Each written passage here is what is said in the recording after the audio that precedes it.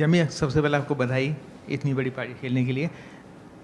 338 run जब target मिला तो टीम का क्या थॉट था, और जब आप बैटिंग करने के लिए आए तो आपके दिमाग में क्या चल रहा था कि इतनी लंबी पारी, इतना लंबा स्कोर चेज करना है, तो आपके दिमाग में क्या प्रोसेस चल रहा था, उसके बारे में ज़रा बताइए।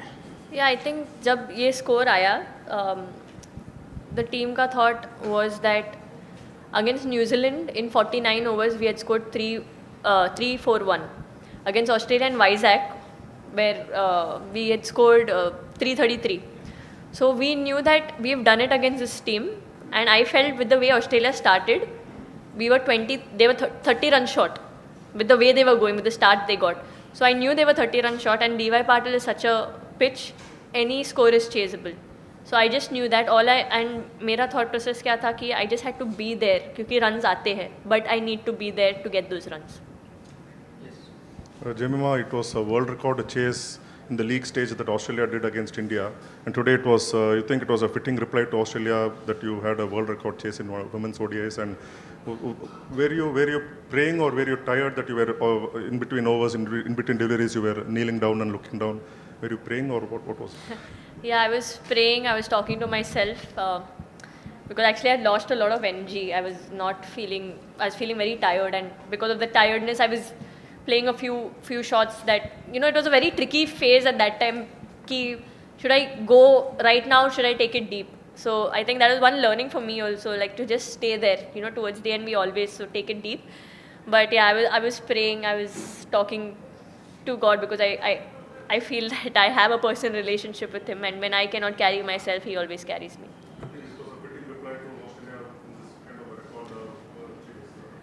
I honestly feel whichever team would have come in the semi-finals, it would have been the same reply from our team, because we don't want to play the team, we want to play the moment and win that moment. We want to play the match and win the match, and whichever team would come, I think our reply would be the same. We would play with the same passion, same aggression. We would play to win this match for India.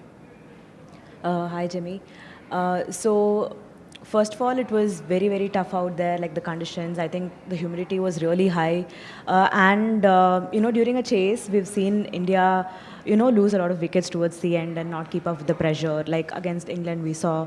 And so can you just talk about how you just kept your nerves, and what was the communication like in the middle, and especially to play through that heat? And, I think against Australia specifically, can you just tell us? I think the first thing I'd answer is that I have been a part of chases. I think against Australia, almost 3 chases where we were going well, we got it to run a ball and we lost from there. And I think those moments taught me a lot, and I just wanted to be there to finish it off. Even the previous day we had a group discussion.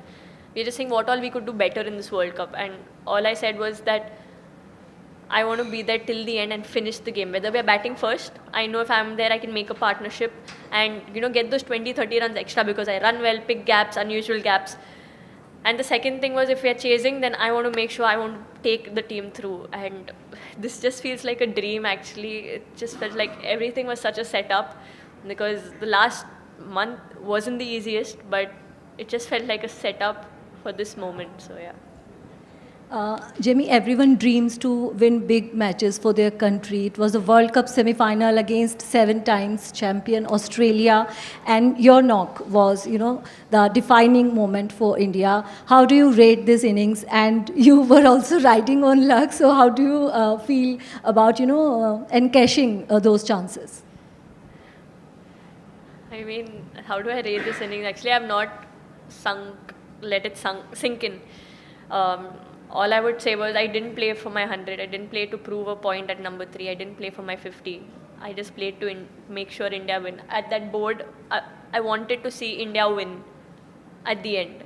And that was my only motivation. And I think when you have that thought process, I think God also favors you. You do it for the team. You don't do it for yourself.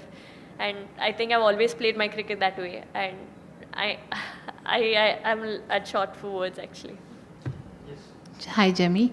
Well played today. Thank you. You said yourself you have been against Australia in chases like this, where coincidentally every time a Harman wicket falls, India tend to lose out at the death. pretty similar to what happened today as well. And just want to know, in that moment, what was that internal dialogue Yeah. like between you and yourself? What was that internal dialogue like? Yeah, actually, when you said that, I remember at that point I also felt that way because, and I was telling Haridhi that we both have to finish it. We can't leave it for the end just because we are set and we know we can take it through. And when that happened, but actually, it wasn't a blessing, but it's like a blessing in disguise for me because I was kind of losing my focus because of my tiredness. But when Haridhi got out, I think that added more responsibility to me that, okay, I need to be here. Okay, she's out, I'll score for her. And I think that again got me in the right zone. Then I started just, sensibly playing. So, yeah.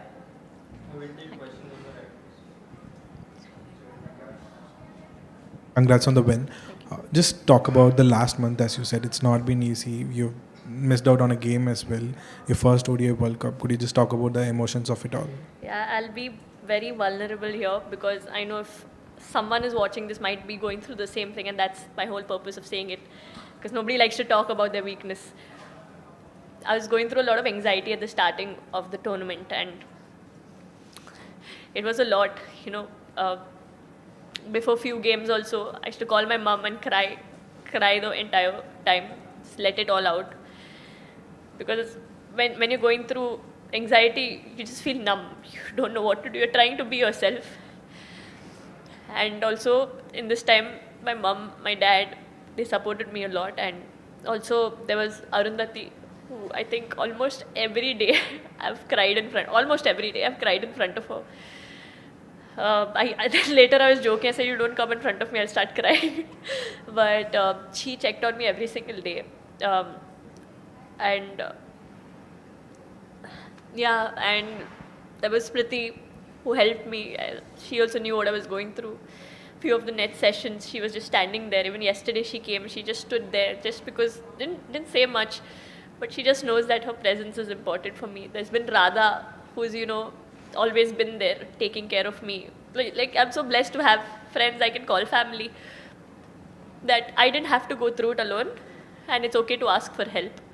And that's what happened. And my mom also, she's as emotional as I am, but she went through a lot, my family went through a lot, but everyone stood by me and believed in me when I didn't, when I couldn't. And the other thing, then what happened, it started with the anxiety thing. Then I was dropped from the team. That really hit me. And when you're dropped, you have a lot of doubts because I always want to contribute to the team. But that day I couldn't do much sitting out. And then when you come back in, it's a lot more pressure with everything that was happening in the past month. But sometimes all you need to do is just hang in there and things fall into place. So I think, yeah. So I'm very grateful for the people who believed in me when I couldn't and were there for me and understood me. Because I couldn't do this on my own. I'm grateful to Jesus because just His presence and reading the Bible just has encouraged me in my tough times.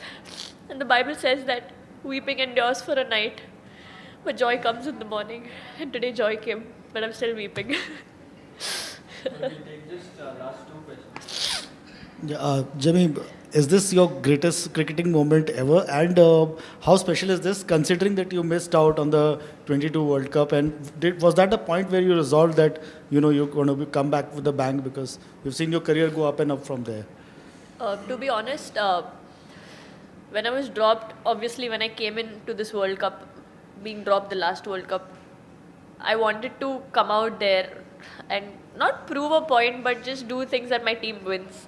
I kept reminding myself that because it's very easy to get into that mindset, and that mindset never has helped me. But I think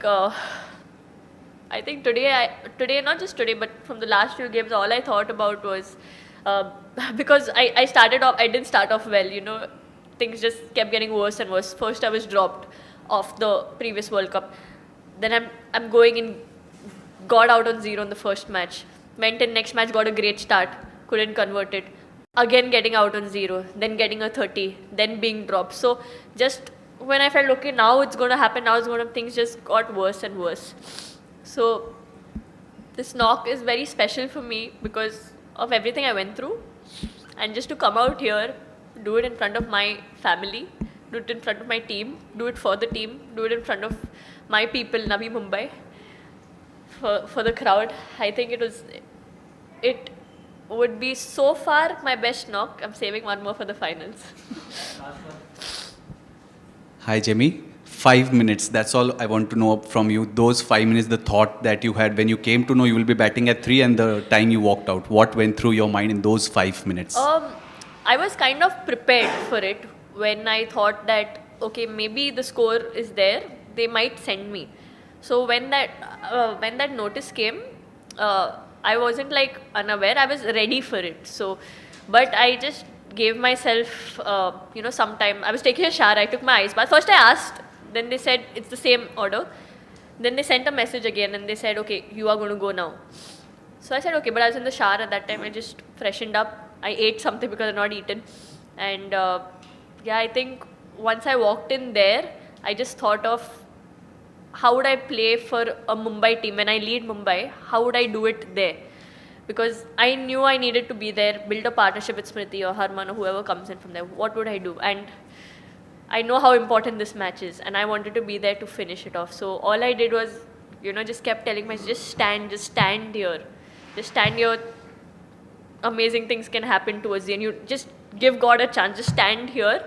You never know what can happen towards the end of the match. And then whenever thoughts were coming, like, when I reached my 50, when I reached my 100, I didn't celebrate because at that moment I thought of it and I looked at a hotel right here and I said, tomorrow morning, what would make me happier? Would it be a 50? Would it be a 100? No, it would be India winning. And I want to wake up with that. I want to sleep with that smile ki we are playing the finals and I'm waking up to get ready for a finals. So I think that kept me motivated too. Thank you everyone. Thanks a lot for your time.